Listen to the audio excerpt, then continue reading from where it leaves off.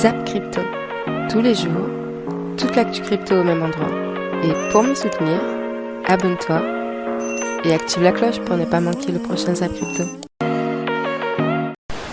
Bonsoir la cryptosphère. Comme d'habitude, on commence avec le Fear and Greed Index à 20, toujours dans l'extrême peur, mais il commence à retrouver du poil de la bête. Le Social Index, toujours bloqué à fond sur Up, et le Market Order Flow en recherche d'achat. Je vous souhaite une excellente vidéo, ainsi qu'un excellent week-end. C'était Zap Crypto.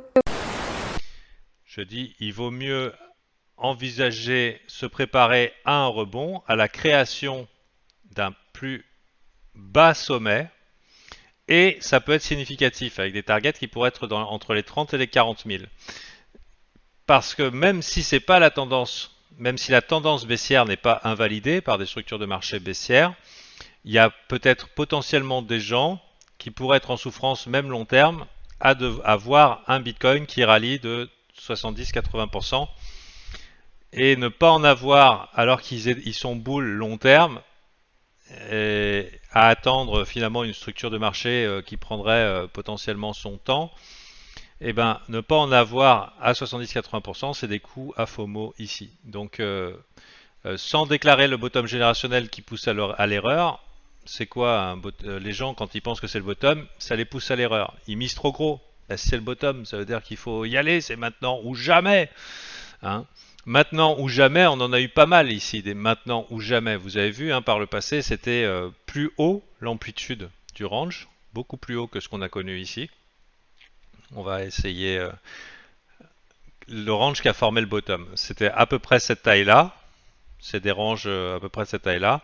Et on pourrait très bien monter jusque dans les 28 000 et établir un range bien funky avant de vraiment aller beaucoup plus haut. Donc si vous êtes bull, personnellement je trouve que par exemple la weekly là elle n'est pas dégueulasse. C'est ok d'en avoir un peu, mais en gérant son risque. Pourquoi en avoir un peu? Pour pas se retrouver à FOMO 50% plus haut. Si on break out ce range au nord, on sera techniquement dans un retracement. Ok.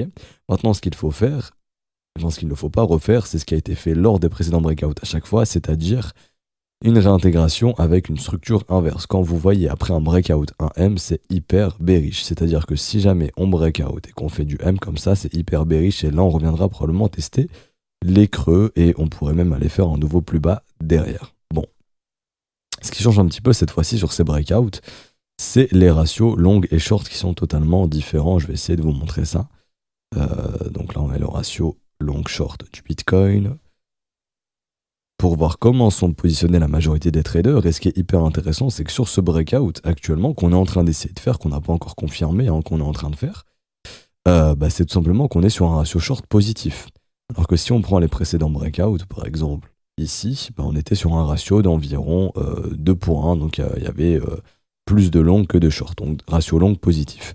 Si on prend par exemple ici, on était sur un ratio short jusqu'à la cassure, et une fois qu'on a cassé, là ça a commencé à vraiment augmenter, et pareil, là les gens sont majoritairement devenus longs. Donc, ce qu'il faut, c'est rester ainsi, c'est-à-dire monter et voir un ratio short être au-dessus du ratio long. Si c'est le cas, ça veut dire que la majorité est short, et que donc on a des facilités pour monter, que la majorité est en train de shorter ce mouvement haussier. Sur du court terme, c'est ce qui est en train d'arriver, où on voit le prix qui monte avec un ratio short qui augmente et un funding qui diminue, ce qui témoigne justement que les gens sont contre ce mouvement. Autre indicateur aussi qui est intéressant de la part de ta analyste qui nous montre les cycles avec les cercles de Fibo. C'est ça, c'est les cercles de Fibo. En gros, il prend son cercle de Fibo, il le met par rapport au top, au bottom, etc. Et puis ça donne souvent le prochain top. Alors là, c'est assez particulier parce qu'en fait, il n'utilise pas le top des cercles qui est ici, comme le fait Splashcoin, mais il utilise une diagonale qui a tracé là. Et puis après, souvent, hop, on peut tracer ça comme ça et ça nous donne le point haut qu'on a ici avec le point bas qu'on a ici. C'est intéressant, ça reste encore une fois à prendre avec des pincettes. C'est pas une certitude à avoir encore comme d'habitude. Mais c'est vrai que ça marche plutôt bien, et comme on l'a vu ici pour le cycle 3, hop, on décale ça, vous voyez, on a une autre point haut ici, et là du coup il nous dit que on pourrait prochainement casser en fait cette diagonale, cette traîne ici, par cet endroit là au breakout, et après hop, repartir en tendance haussière, comme on avait fait ici, je m'en souviens en juillet 2020, il y a du coup 2 ans. Et souvent ce qui marche bien aussi avec ces cercles, c'est que vous voyez que quand on atterrit en bas du cercle, c'est souvent là on a le bottom ici, et là on est de nouveau une fois au niveau du bas du cercle, donc éventuellement vers un bottom. On a l'Ether qui est en train de faire une espèce de configuration de graphique et si elle casse ces niveaux-là, on pourrait aller chercher un petit peu plus haut. Donc il y a un petit peu de regain d'intérêt dans les cryptos, même si rien n'est réglé. On parle quand même de Ponzi scheme dans l'affaire Celsius. On a quand même eu la faillite de Tree Arrow Capital. On a quand même pas mal de hedge fund managers qui se méfient au niveau des cryptos. Donc attention quand même de ce côté-là. Mais pour l'instant, on sent un petit regain d'intérêt sur les crypto-monnaies. Donc le dollar index qui poursuit sa hausse, qui a breakout, etc. Est-ce qu'on est dans l'UTA? Donc pour ceux qui connaissent un petit peu la wake of distribution, si on a du M qui se dessine ici et de la réintégration, on pourrait être dans le scénario où le dollar index est en train de faire une pattern de distribution et qu'il devrait se retourner dans les prochaines semaines. Pour l'instant, c'est pas le cas. Le dollar index est fort, donc il faut le laisser performer tout simplement. On est dans ce qu'on appelle un mouvement parabolique. Il faut savoir que généralement, les mouvements paraboliques se terminent par un blow-off top, c'est-à-dire une grosse accélération, un gros décrochage, un rebond, et ensuite on fait ça, et donc le top se marque. Alors, en Europe, l'inquiétude d'une crise énergétique, d'une crise du coût de la vie et d'une éventuelle fragmentation fait chuter un peu plus l'euro contre le dollar pour atteindre un creux à 1,0144. Je vous le disais encore hier, chaque jour ça tombe. On est sur un creux de plus de 20 ans. Je voulais maintenant vous parler de cette annonce que je vous ai dit qui pourrait casser le marché en fait des cryptos. Ça concerne le Bitcoin et l'affaire Mt. Gox. Donc Mt. Gox, j'en ai parlé plusieurs fois sur cette chaîne. C'était l'un des plus gros piratages d'exchange crypto qui a eu lieu il y a très très longtemps, en 2014 je crois, 2014-2015. Finalement l'exchange Mt. Gox avait retrouvé 200 000 $ qui traînaient un peu sur une clé USB, on sait pas où. En fait, ils avaient retrouvé 200 000 bitcoins, et sur ces 200 000 bitcoins, ils ont déjà vendu une partie. Et là, en fait, il y a les 150 000 derniers bitcoins qui devraient bientôt débarquer sur les marchés. Ils devraient les donner à leurs utilisateurs, et en fait, ça va faire qu'il va y avoir beaucoup de bitcoins qui va être libéré d'un coup, des personnes qui attendent ça depuis plusieurs années. Et en fait, il y a un risque de chute des crypto-monnaies, des risques de chute du bitcoin suite à ce déblocage. Et en fait, les personnes auront le choix de recevoir une partie en cash, une partie en bitcoin, c'est pas encore clair. Mais pourquoi le marché est inquiet?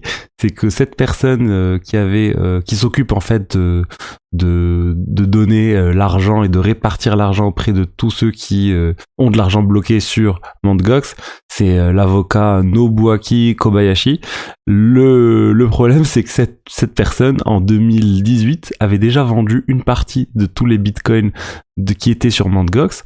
Ils avaient vendu plusieurs centaines de millions de dollars, et en fait, ils avaient potentiellement fait crasher le marché en 2018.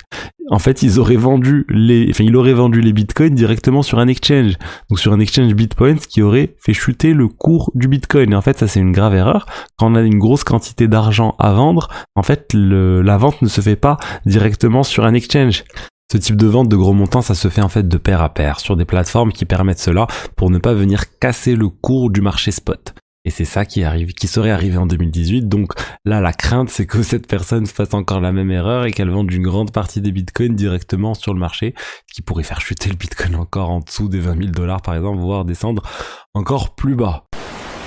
Regardez un peu si vous avez investi il y a de cela 9 ans, comme moi je l'ai fait. Je l'ai fait il y a 11 ans maintenant. En 2011, eh bien, sur 1000 euros, vous avez mis 1000 euros en banque, eh bien, vous aurez 0% d'intérêt. Vous connaissez les frais bancaires, etc. Donc, vous aurez toujours 1000 euros aujourd'hui. Si vous avez investi dans l'immobilier à du 5% par exemple en moyenne, vous aurez aujourd'hui, après 9 ans, des intérêts qui font que vous avez 1500 euros. Donc c'est très bien, vous avez pris 50% de capital durant ces années avec les intérêts cumulés. Si maintenant vous avez mis en bourse, et on va dire que vous êtes un bon trader, vous avez fait du 7%, donc bravo, eh bien vous auriez aujourd'hui, après 9 ans, 1800 euros. Et maintenant, quand vous regardez si vous avez investi dans le Bitcoin, 1000 euros, il y a 9 ans, eh bien vous aurez 30 millions d'euros. Alors ce graphique, j'avais fait aussi il y a quelques mois, et donc on peut diviser ça par 3 parce qu'on est en crise, comme on l'a dit un peu, on est en bear market, mais c'est loin d'être une crise monumentale ou une crise qui fait que c'est la fin des crypto-monnaies. Mais alors nous ne serons donc qu'à 10 millions d'euros. 10 millions, ça reste quand même assez bon s'il y avait mis 1000 euros à l'époque. Les amis, hier, on vous a parlé d'une news, on vous a parlé de Bitstamp qui prenait 10 euros par mois. si jamais vous laissiez vos fonds sans y toucher pendant plusieurs semaines. Il s'avère qu'ils ont fait machine arrière. Donc c'est une bonne chose. Ils écoutent la communauté. Encore Grâce une à fois. qui ? La crypto, Grâce c'est la à qui ? famille. Grâce à qui ? Grâce au café du coin. Voilà. Donc, On nous a passé un coup de fil ce matin, on nous a dit putain, on a écouté votre émission hier, sincèrement on est désolé, on pensait pas que ça allait prendre une telle ampleur. Mais C'est voilà, vrai que vous avez regarde, raison. Tu vois, cette phrase, c'est nous, ça. Ils ont renoncé en raison du mécontentement généré. Mais généré par qui ? Les gars, personne n'est dupe. Café du coin, 500 abonnés. Voilà, à un moment donné, quand tu pèses, tu pèses. C'est un petit truc rapide, mais c'est bien parce que ça me rappelle un peu crypto.com quand ils ont drastiquement changé leur politique et qu'ils sont un petit peu revenus dessus pour l'assouplir. Là, c'est pareil. Ce que fait Bitstamp, c'est exactement la même chose. Et franchement, c'est très bien.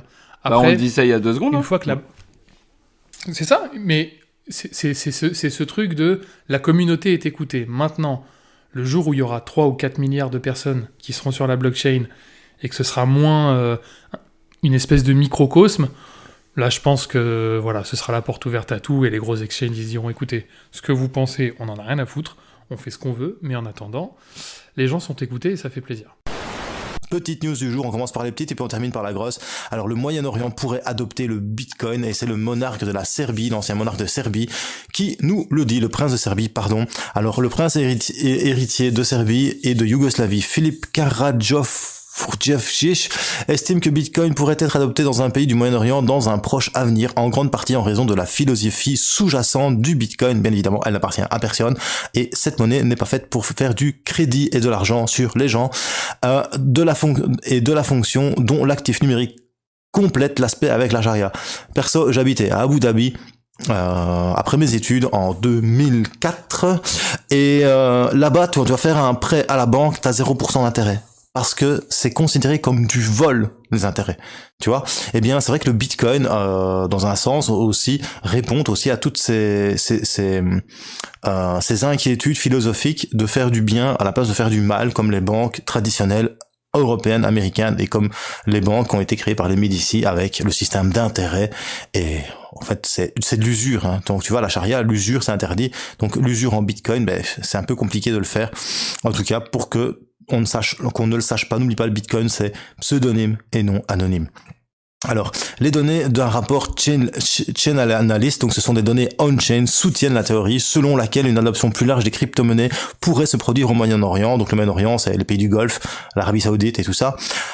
Selon un rapport, plus de 7% des volumes de transactions mondiales de crypto-monnaies en 2021 provenaient de la région du Golfe. En plus, les Émirats Arabes Unis ont pris des mesures pour faire de la région une destination de premier plan dans la crypto-économie mondiale. C'est pas compliqué. Tous les youtubeurs qu'on fait du lien d'affiliation, qu'on gagné plein de bitcoins sur la gueule de leurs abonnés, genre Carl de Moon, MM Crypto, ceux qui sont milliardaires maintenant grâce à leurs abonnés, mais ils sont aux Émirats. Pourquoi ? Parce que c'est zéro taxe, bro, et c'est crypto friendly. Alors Dubaï a créé sa propre aussi organisation de réglementation, le VARA, et a délivré quelques licences à des plateformes comme Binance, FTX, Abu Dhabi aussi, et Bahreïn ont également accueilli les meilleures entreprises crypto type Binance et FTX. En tout cas, je pense que bien évidemment, ça va arriver au Moyen-Orient. On peut imaginer qu'à un moment, on fait sa KYC, que sur sa KYC, on a une information sur sa nationalité. Cette information, en fait, n'est partagée à personne à part avec l'utilisateur. L'utilisateur peut créer lui-même une preuve de nationalité d'un certain type. C'est-à-dire, en fait, la KYC va dire « Ok, tu es français », mais l'utilisateur peut générer une preuve de « Je suis non américain », par exemple. Et le seul élément qui sera fourni à l'exchange, c'est cette preuve de non-américanisme pour pouvoir investir quelque part. Concrètement, comment ça va se passer ? Par exemple, dans un futur proche, du coup, tu auras l'État français, à la place de me donner un passeport papier et une carte d'identité, me donnera, du coup, une clé.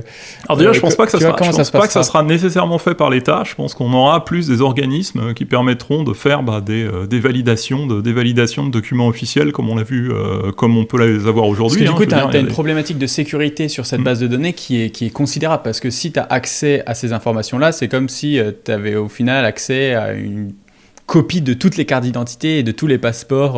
Au final, l'État, développés. je dirais, l'État fait ça. Aujourd'hui, une société toutes les sociétés qui font du contrôle de KYC, je vais prendre les Zoom, les gens comme ça, de toute façon, ce qu'ils font, c'est qu'ils vérifient que le document est authentique, par des moyens qui sont plus ou moins propriétaires. Ils vont vérifier que les personnes ne sont pas inscrites sur des listes de sanctions. Enfin, ils vont faire des trucs très très simples. Ils vont pas conserver ces données, voilà. Et ensuite, tout ce qu'ils font, c'est qu'ils disent OK, pas OK. Voilà. La différence dans des systèmes comme ça, c'est que ces gens existent toujours. Ils existeront juste à l'intérieur d'un protocole. Le protocole garantira effectivement que les documents ne sont pas conservés. Et qu'en échange des documents, ce qu'on reçoit, c'est des coups de tampon disant OK, chaque partie du document a été vérifiée, validée par une personne, mais ces coups de tampon appartiennent au final à l'utilisateur. C'est-à-dire, l'utilisateur va stocker une copie tamponnée de son passeport, donc qu'il a déjà. Donc au final, tout ce qu'il a, c'est une version. Donc au lieu de conserver mon passeport papier à la maison, j'aurai une clé Ledger avec mon identité numérique dessus. En tout cas, je pense qu'on gardera les deux pendant un moment, mais que l'avantage d'avoir une clé Ledger avec son identité numérique, c'est que ça permettra d'accéder à des services de manière beaucoup plus simple et surtout en dévoilant beaucoup moins. On va reprendre l'exemple. Ça ne sera pas un KYC, ça sera un KYC au final où je divulgue seulement certaines informations, une preuve sans jamais dire que je suis Guillaume Gollard. Tout à fait. Ouais. C'est l'exemple typique de la boîte de nuit. Voilà, si aujourd'hui on veut dire, de la boîte de nuit, plutôt dans les pays où on fait des contrôles d'âge, parce que je pense que chez nous on a abandonné ça depuis un moment, plutôt que de dire, regardez mon passeport, j'ai 18 ans, ça sera, je te donne une preuve cryptographique montrant que quelqu'un a validé que j'avais bien 18 ans, et ça suffit en fait comme identité. Donc je ne divulgue que ce que je veux divulguer. Comme tu le sais, parce que tu me suis depuis un moment, plus en privé, dans le sens, dans le trading, là. Et comme je t'expliquais, j'aimais pas shorter les marchés, parce que pour moi, c'est contre-intuitif. Et comme je t'ai dit, finalement, c'est une croyance limitante, mais ça m'a permis déjà aussi de m'adapter, quand même d'être flexible par rapport à des gens qui n'ont pas les mêmes opinions que moi. Moi, si quelqu'un arrive en face de moi et qu'il y a autant d'arguments que moi j'ai dans un sens, j'ai pas de souci. Mais si tu arrives avec un seul argument et me dire le sentiment il est négatif, c'est pas ça, mais c'est pas un argument assez, parce que dans un marché baissier, le sentiment négatif il peut durer 1 an, 2 ans. Donc c'est pas, pourtant je suis contrarienne, mais c'est juste que c'est pas c'est pas le seul argument sur lequel je m'appuie, tu vois. Et donc en fait oui, ça m'a quand même fait grandir. Moi, je ne vais pas dire, cette année, ça m'a fait plus grandir que quand le marché il monte. Je suis désolée de dire ça, là. Le fait de la transition et de m'adapter à un marché baissier, pour moi, était une difficulté que j'appréhendais, comme je t'avais parlé plusieurs fois. Et finalement, j'ai switché assez rapidement et je me suis adaptée quand même assez bien. Et je le vis mieux. En fait, ce qui s'est passé, c'est que tu es sorti de ta zone de confort. Oui, c'est ça, exactement. C'est que tu es sorti de ta zone de confort. Et on attaque directement aussi avec la news sur Sandbox. La news, plutôt le trailer. C'est parti, je vous le mets les gars. Ça dure 1 minute, top chrono. Et c'est mirobolant. Watch again? Of course. Oh, regardez-moi ça. Je me tais, c'est bon. C'est bon, je me tais, je vous laisse kiffer, allez-y. C'est les Schtroumpfs.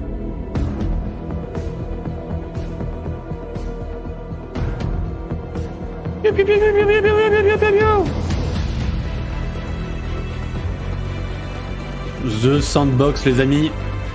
Qu'est-ce qui arrive? On en avait parlé.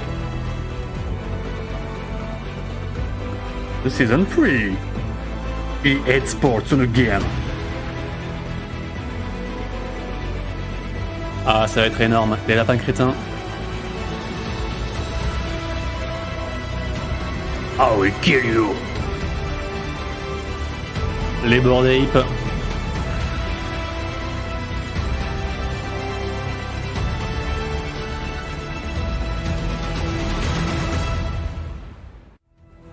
La saison 3, comme on disait, alpha saison cet été les gars, et les filles, faut que j'arrête de dire les gars, on a déjà fait la réflexion déjà, donc les gars et les filles, la saison 3 de Sandbox, donc on en avait parlé, ça se précise, ça va arriver, donc restez bien, tenez-vous au courant, parce que ça va arriver d'un instant à l'autre, et Sandbox c'est toujours un carton, donc tenez-vous bien, Sandbox qui pour moi est le métaverse qui a le plus de chances de réussir et de performer dans l'avenir, donc vraiment trop épais.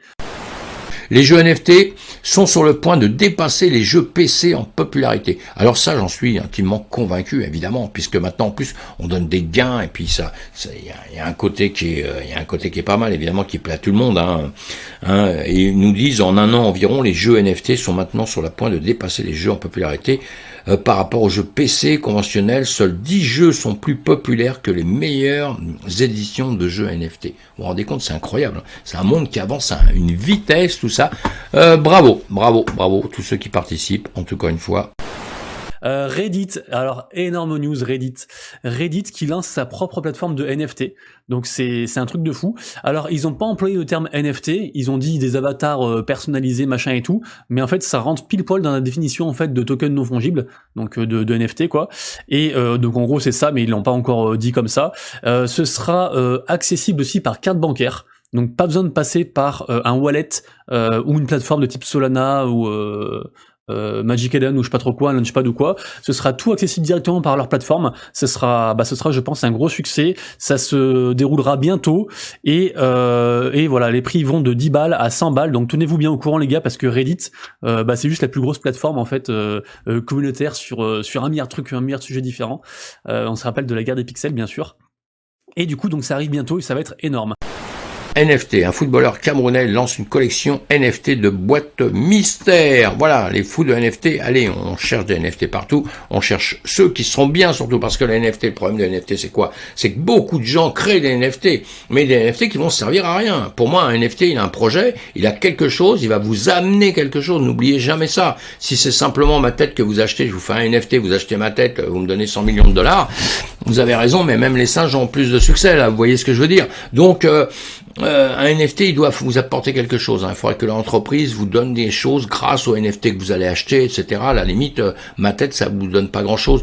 Ce que j'offre peut-être derrière, ça pourra vous amener quelque chose, vous voyez. Et moi, j'ai pas de NFT, donc il n'y a pas de problème, j'en fabrique pas. Mais vous voyez, pour ceux qui en font, il faut que ça vous amène quelque chose, d'accord? Donc on voit tout ça. En tout cas, c'est bien, tout le monde se lance dedans, tout le monde avance.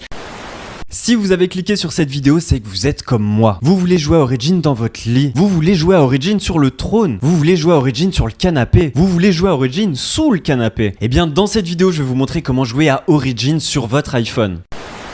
Alors, ce zap t'a plu? Dis-moi en commentaire quelle est l'actu qui t'a le plus intéressé. Et si tu as manqué les actus d'hier, retrouve juste ici le zap crypto de la veille.